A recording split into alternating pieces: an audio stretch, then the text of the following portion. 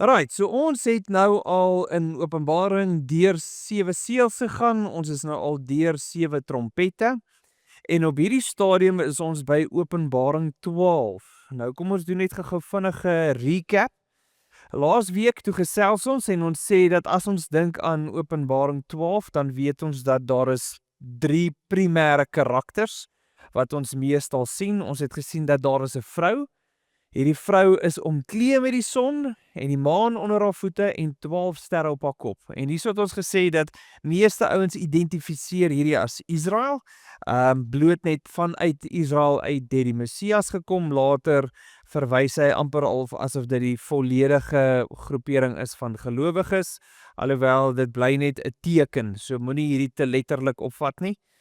Die volgende ene waarna ons gekyk het is die kind, en die kind sien ons vers 5, sy het geboorte geskenk aan 'n manlike kind wat al die nasies met 'n ysterstaf sal beheer, en haar kind is weggeruk van die draak af na God en na sy troon toe. En daar het ons gepraat van ons glo hierdie is Jesus, en hierdie wegruk was toe met sy hemelvaart gewees wat daar so plaasgevind het. En dan het ons die draak, en ons het nie nodig om te wonder oor wie is die draak nie, hy gee vir ons die interpretasie van wie is die draak, vers 9, die reuse draak is uitgegooi, dit is die slang van die oertyd, wat ook die duiwel en Satan genoem word, en wat die hele bewoonde wêreld verlei. So dis wie ons is, ons sien hy het 7 koppe, 10 horings, 7 krone, ons het dit bietjie bespreek, en dan het ons gesien dat sy stert het 'n derde van die hemelse sterre saam met hom af aarde toe gebring, en hierso het ons gesê dat daar is 2 interpretasies van wat hierdie sterre kan wees, waar meeste se interpretasie is basies dat hierdie engele is, wat gevalle engele is, en dat hulle nou as demone geklassifiseer is. Dis nie 'n letterlike derde nie, dit beteken net 'n groot hoeveelheid, en dit is nie helfte daarvan nie. So met ander woorde, dit is minder as wat oorgebly het, maar dit is nog steeds 'n groot porsie daarvan. En dan sien ons dat hierdie draak hy is vurig kwaad, hy is op pad om die vrou te wil vernietig, en dan vlug die vrou dan woestyn toe. Die woestyn is 'n plek wat deur God vir haar voorberei is. So hierdie noem ons dan 'n plek van redding, dis nie noodwendig 'n plek van toets, soos dat ons op 'n ander plekke sal sien in die Bybel nie, hierdie is 'n spesifieke plek van redding of 'n plek van beskerming, wat ons daar sien. En dan vers 7 het ons gesien, daar het toe 'n oorlog uitgebreek in die hemel, en Michael en die engele onder sy beheer het oorlog gemaak teen die draak. Ons het ook gesê, hierdie is nie oorlog soos wat ons gedink het, dat ek skiet een van jou mannetjies dood, jy skiet een van my mannetjies dood nie. Hierdie is meer dat hy kom en hy crash 'n party en hy word uitgegooi deur die bouncers, is amper al wat ons hierso sien, en so daar is 'n oorlog in die hemel, en dan sien ons, hy sê spesifiek, dat in die hemel is daar geen plek, vers 8, meer vir die draak en sy engele onder sy beheer te vind nie, en die reuse draak is uitgegooi. So met ander woorde, ons moet verstaan dat daar is nie plek in die hemel vir Satan nie, hy is uitgegooi, en waantoe is hy uitgegooi? Hy is uitgegooi af aarde toe. So dis waarmee ons geëindig het, en so nou vra ons onsself die vraag, aangesien ons praat van Satan is nie meer plek in die hemel nie, wat is sy plek en hoe lyk sy aanval teenoor my en vir jou? So as ek en jy onsself die vraag vra, wat is die impak van Satan vandag? Dan kan ons lees dat, wat sê die Bybel moet ons doen? Hy kom en hy sê vir ons in 1 Petrus 5 vers 8 tot 9, hy sê, wees nugter en wees waaksaam. Teen julle teenstander die duiwel loop rond soos 'n brullende leeu, en op soek na wie hy kan verslind. Hom moet julle teenstaan, standvastig in die geloof en die wete dat julle medegelowiges oor die hele wêreld dieselfde soort lyding verduur. As ek en jy gaan kyk na Jakobus 4 vers 7, dan sê hy, onderwerp julle dus aan God en weerstaan die duiwel. As ons gaan lees Matteus 6, dan leer Jesus om te bid, hy sê, bring ons nie in die versoeking nie, maar verlos ons van die bose. Nou wanneer hy sê, verlos ons van die bose, daai is nie bose of bose magte in totaal nie, hierdie is meer 'n persoonlike naam vir bose, so dit sal beter kan vertaal word as verlos ons van die bose een. En so ek en jy kyk daarna en die Bybel sê vir ons doelbewus dat ons moet baie versigtig wees as dit kom by Satan. Nou, hier is 'n vraag, wie van julle is bang vir elektrisiteit? Net gou vinnig hande op, okay, so daar's 'n paar van julle. Wie van julle is nie bang vir elektrisiteit nie? Okay, want ek het hier so 'n plug wat ons gou kan inplug. Ek het hom juist bietjie oopgemaak met koperdrade, so ek kon nou net myself net reg bestuur. So, is daar graag iemand wat wil kom wys en toets hoe bang is hy of nie bang vir elektrisiteit nie? Net gou almal op dieselfde bladsy. Ek is seker as ek hom so tap op jou, gaan daar dalk so vrees in jou hart wakker word. Okay, so dis die idee wat ons moet verstaan. So meeste van die tyd is ons bitter versigtig vir elektrisiteit en ek meen hierdie is nou 220 volt. So ons weet jy kan nou geskok word met dit en jy kan nog bly leef. Daar is al stories vir ouens wat nie so in 'n bevoorregte posisie was om te bly leef na elektrisiteit situasies nie. As iemand in ons gemeente wat nou die dag 'n vinger verloor het op grond van elektrisiteit. En so dis wat gebeur is. Ons is baie versigtig want ons weet wat is die impak van dit. Maar meeste van die tyd kan ek en jy 'n ligplug of 'n toestel wat jy by jou huis het, kan jy inplug en jy is nie te veel ge-worried nie, want dit is soort van veilig. Dis wat ons eintlik moet probeer weet. So, wat die Bybel vir ons herinner, is wees versigtig, maar dit sê nooit vir ons om bang te wees nie.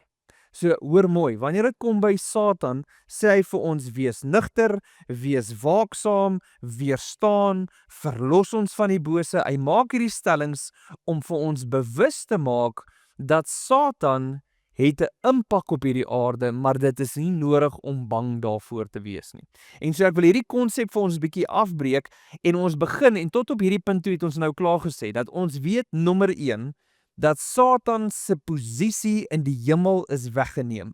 So ons weet, hy was op pad hemel toe gewees, hy het altyd 'n posisie gehad, daar was Job 1 en 2, wat hy Job aangekla het voor God. Ons sien later in Sagaria, dat hy die hoofpriester Yeshua aankla voor die Here. Ons sien daar was aanklagte gewees, en nou sien ons dat hy het geen meer posisie in die hemel nie. En ons lees dit in vers 10, hy sê, toe het ek 'n kragtige stem in die hemel hoor sê, nou het die verlossing en die krag van die koninklike heerskappy van ons God aangebreek, as ook die mag van sy Christus. Die aanklaer van ons medegelowiges is neergegooi, hy wat hulle dag en nag voor God aangekla het. So met ander woorde, hy het voor God aangekla, hy kan nie meer nie, want hy is neergegooi, en waartoe is hy neergegooi? Hy is neergegooi op aarde. En so as ek en jy onsself gaan vra, hoe lyk die aanval van Satan vandag op aarde tussen ons? Nou daar's ouens wat baie boeke skryf, daar's ouens wat baie inligting het. Op hierdie stadium, ek probeer myself altyd limit oor wat sê ek of wat lees ek in die woord. En so daar kan ander wees, as ek ernstig iets gemis het, asseblief laat weet my daarvan, maar wat sien ek in die woord, en dis wat ek met julle gaan deel. Ek sien dat meeste van ons geveg, nie alles nie, meeste van ons geveg teenoor Satan, vind primêr in ons gedagtes plaas. So, en as ons sê Satan, weet ons dis nie Satan homself nie, ons weet dis demone, want Satan is nie alomteenwoordig nie, wat beteken Satan kan nie oralste wees nie, hy is op een plek op een tyd, en so meeste van my en van jou aanval, en as ons praat van Satan, praat ons spesifiek van sy demone en sy demone magte, en dis wat ons dan sal beleef. En so meeste van hierdie aanvalle beleef ons in ons gedagtes en in ons begeertes. So dis waar ons meeste van ons aanvalle kom, en ons sal nou praat van hoe lyk dit wanneer dit nie in daai kategorie inval nie. Nou, as ons praat oor ons gedagtes en begeertes, wat dit moeilik maak, is daar is 'n gedeelte wanneer die Bybel praat van jou gedagtes en jou begeertes, en dan is daar ander kere wanneer Satan 'n rol speel. En ek gaan vir julle 'n voorbeeld gee, Jakobus 1 vers 14. Hy sê, elkeen word versoek wanneer hy deur sy eie begeerte meegevoer en verlei word. Dan wanneer die begeerte bevrug is, gee dit geboorte aan sonde, en wanneer sonde volgroei is, gee dit geboorte aan die dood. So met ander woorde, ek kry 'n begeerte vir iets spesifiek, hierdie begeerte gee ek uiting aan en daai noem ons sonde en 'n aanhoudende sonde gaan altyd lei na die dood toe.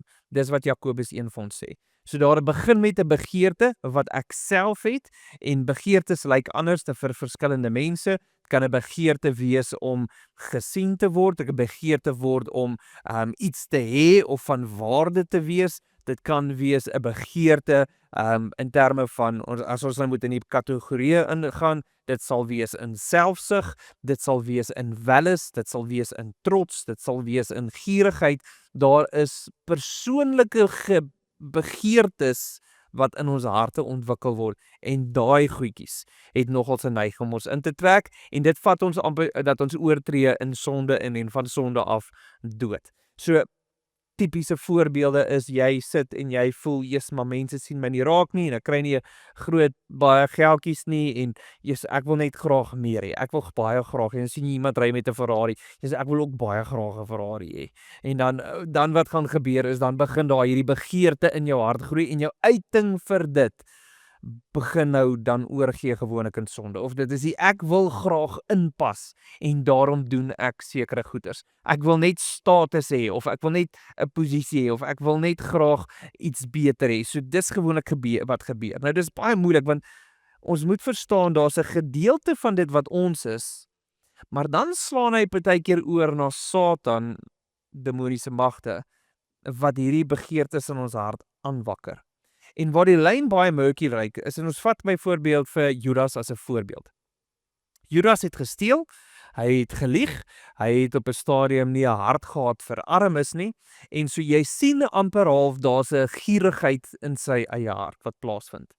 Teen die tyd wanneer ek en jy Johannes 13 vers 2 oopmaak, dan lees ons, hy sê gedurende die aandete, en hierdie is nou die laaste aandete wat Jesus gehad het saam met sy disippels, voordat hy na die kruis toe gegaan het, hy sê gedurende die aandete het die duiwel reeds in Judas se hart, seun van Simon Iskariot, gelê om Jesus te verraai. So met ander woorde, Satan het binne in sy hart die idee gegee oor om vir Jesus te verraai. So hoor julle hoekom sê ek is murky om te kan sê, wanneer is dit jy, wanneer is dit Satan? In hierdie geval, hierdie is die enigste geval, daar is 11 voorbeelde van mense wat in die Nuwe Testament demoonbesetene is. Hierdie is die enigste een van die 11 wat Satan self direk betrokke is. Al die ander 10 gevalle is demone, hierdie ene is spesifiek Satan, en ons weet natuurlik, profesie het vir ons vir Judas uitgelig, maar dis belangrik om te weet dat wanneer die Bybel praat van Satan het vir Judas iets in sy hart geplaas, dan sien ons dieselfde tipe woorde gebeur later in Handelinge 5. In Handelinge 5 sien ons dat die kerk gaan deur 'n baie rowwe tyd. En so wat die ouens doen is almal begin hulle huise verkoop en hulle bring al hulle geld na die kerk toe en hulle verdeel dit onder mekaar. Onder andere is daar 'n koppel, Ananias en Safira.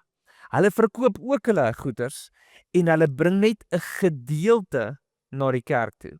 En hulle lieg deur te sê hierdie is alles. En dan sê Petrus, Handelinge 5 vers 3, Petrus het toe vir Ananias gesê, Ananias, waarom het Satan jou hart gevul, sodat jy vir die Heilige Gees lieg, en vir jouself en vir die geld van die grond teruggehou het. So hy kom hier en hy sê, maar Satan het jou hart gevul. Ons sien in Kronieke, is dit 1 Kronieke 21, dan sien ons Satan het teen Israel opgestaan en Dawid opgesteek om Israel te tel.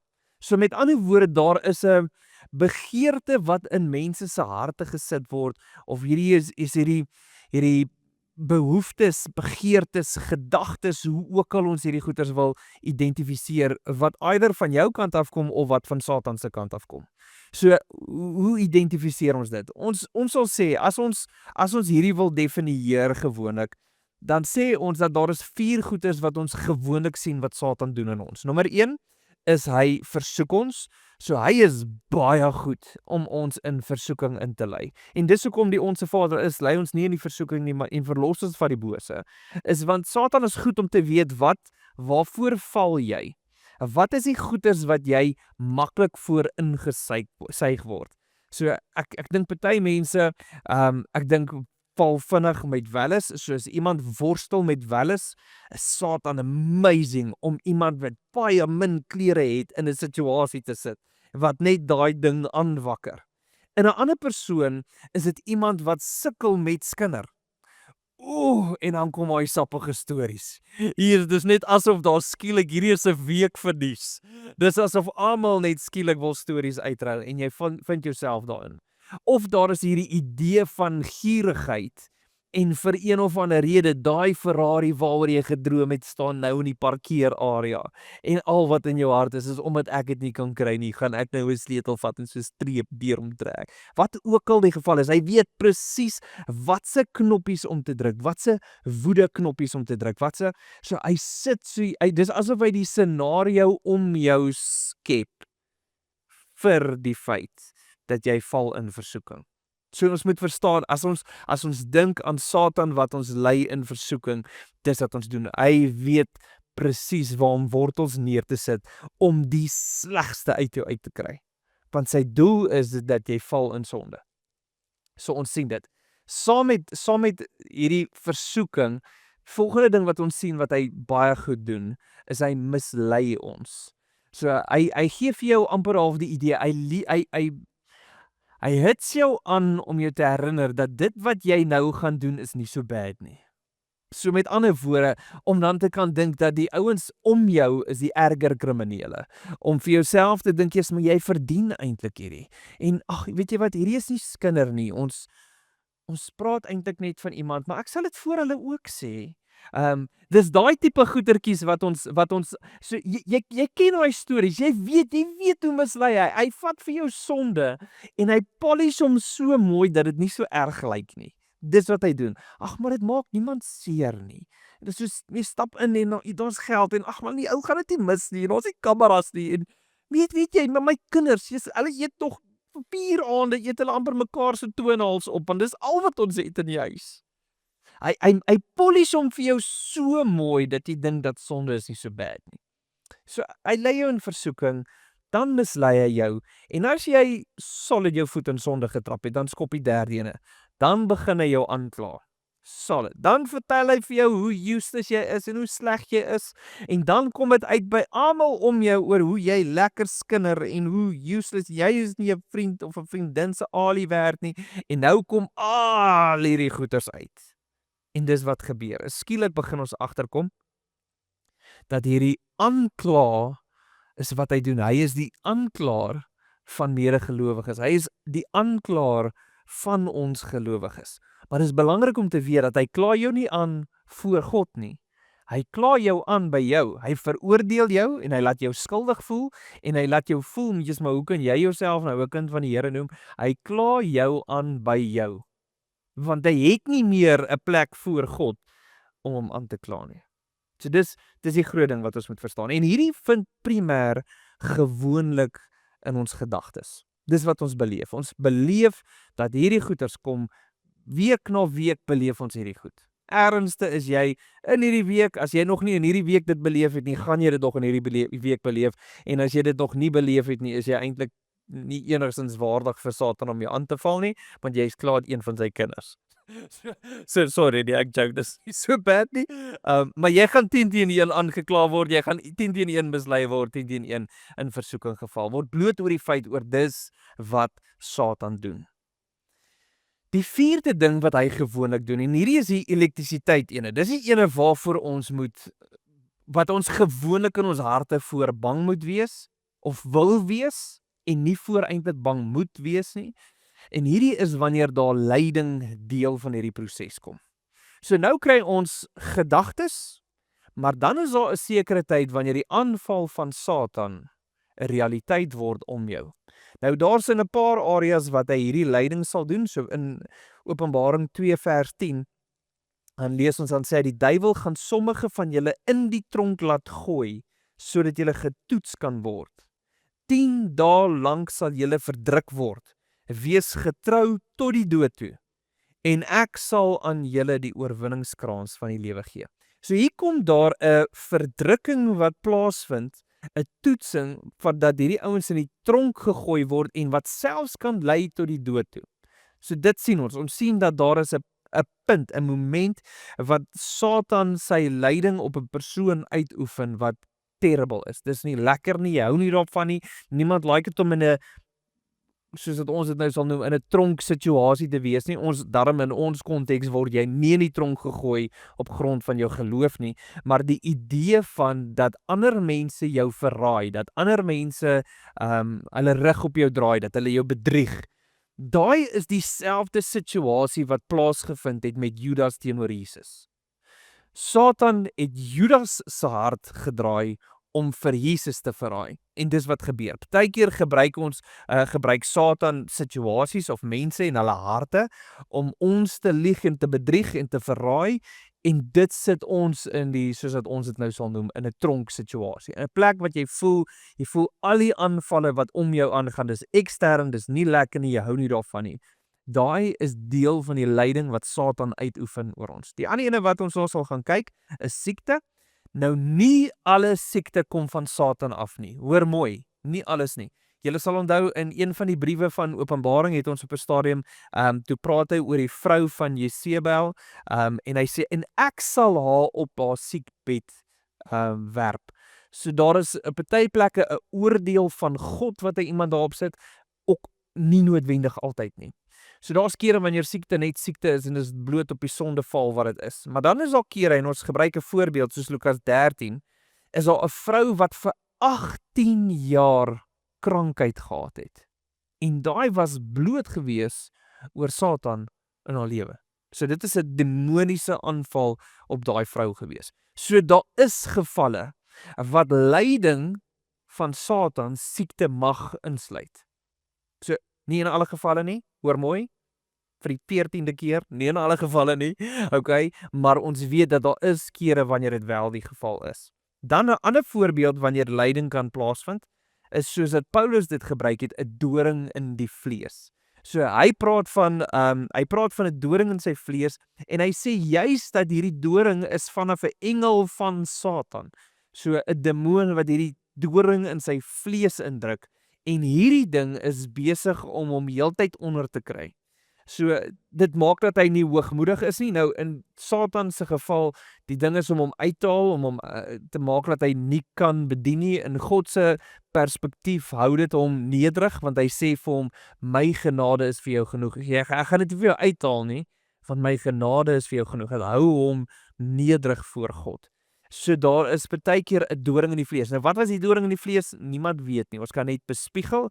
Party ouens sal sê, maar Jesus, hierdie Paulus hy was al getimmer gewees. Hierdie ou was al gestenig en hy was met stokke geslaan en hy was met al hierdie goedes gewees, en dit is dalk iets wat 'n fisiese kwaal was.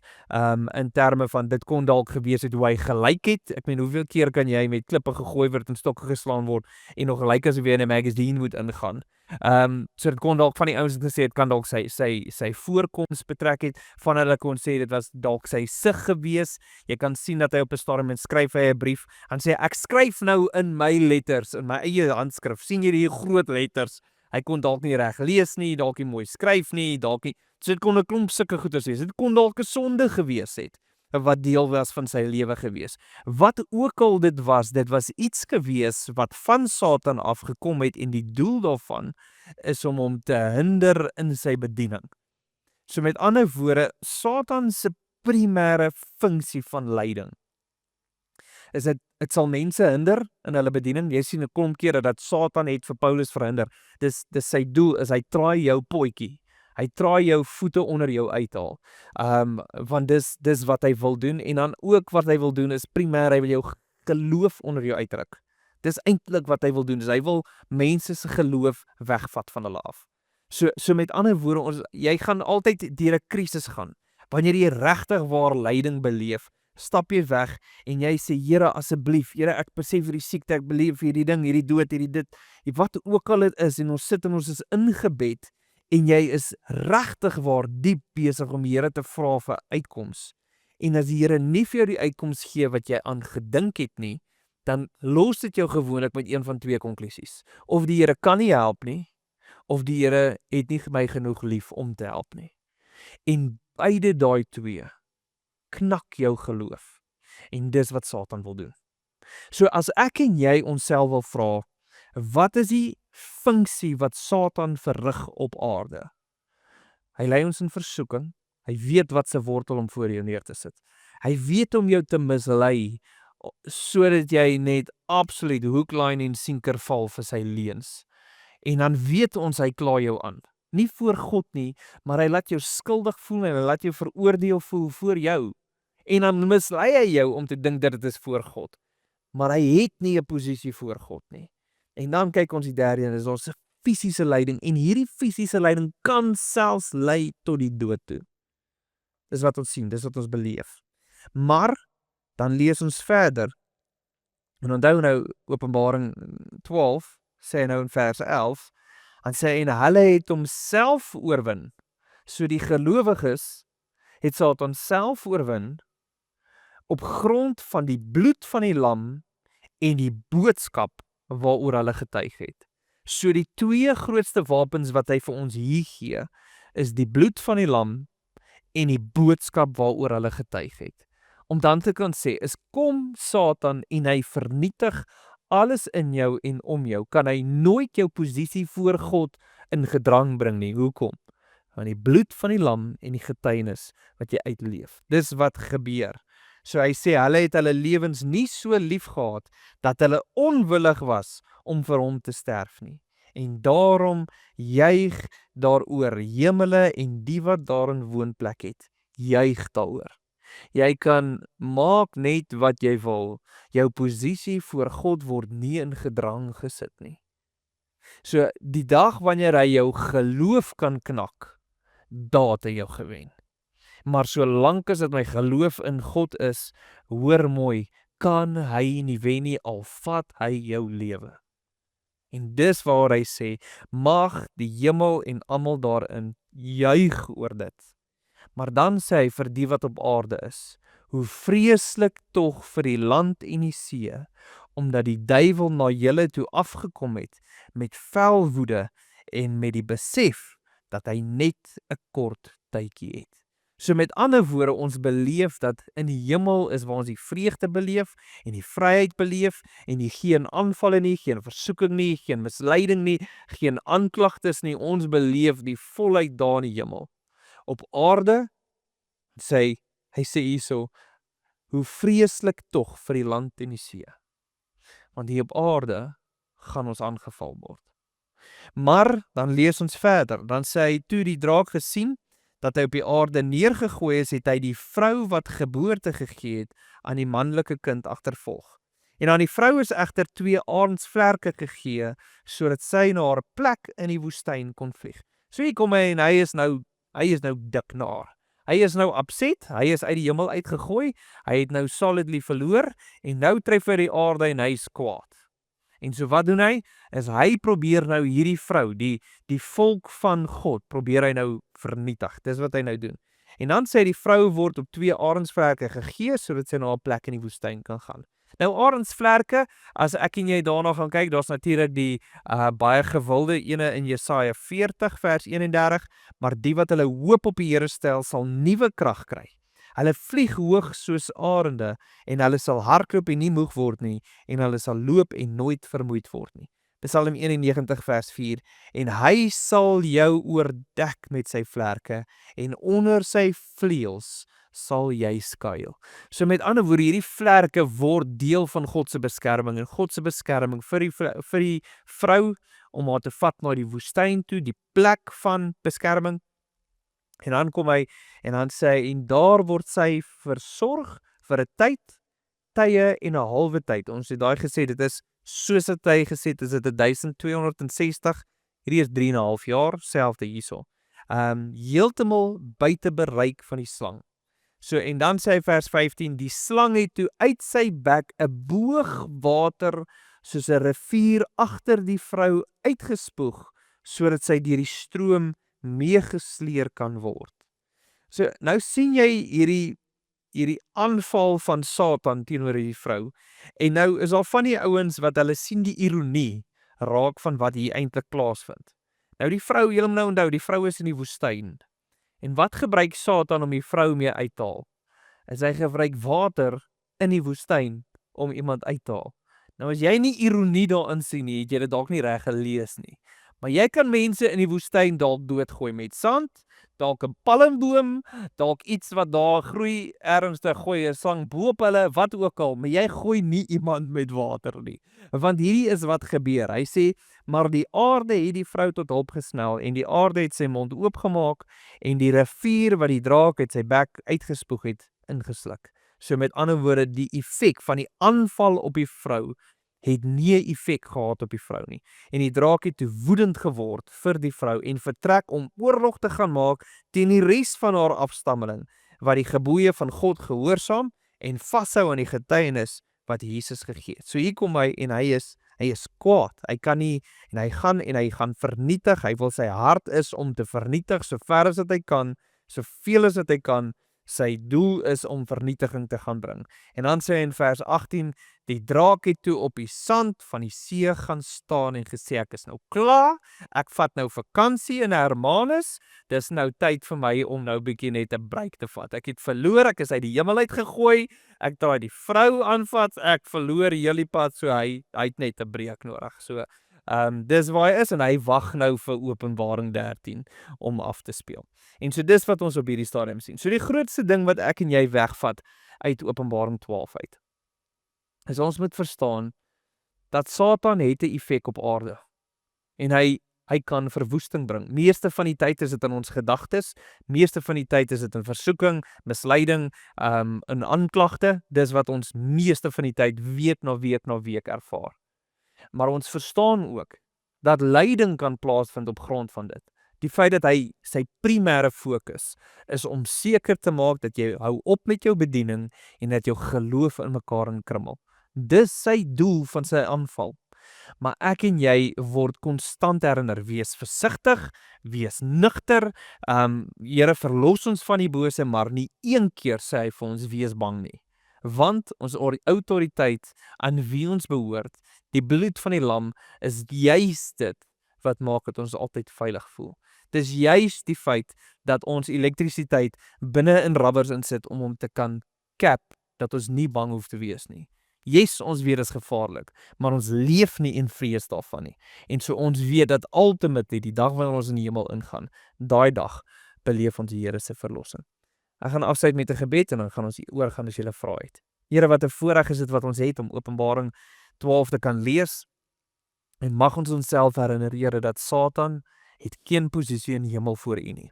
En ons besef, ons sien sy strategie op aarde, ons sien, Here, dat hy ons geloof wil aanvat, ons sien, Here, dat hy ons wil stop in ons bediening, maar ek wil bid, Here, dat ons geensins op 'n plek sal kom, wat ons toelaat dat vrees in ons harte kom nie, en dat ons ooit sal besef, dat hy enigstens voor U kan staan nie. Here, maar dat ons altyd sal weet, Here, deur die bloed van die lam, is ons gered, en ons posisie is seker, in Jesus naam. Amen.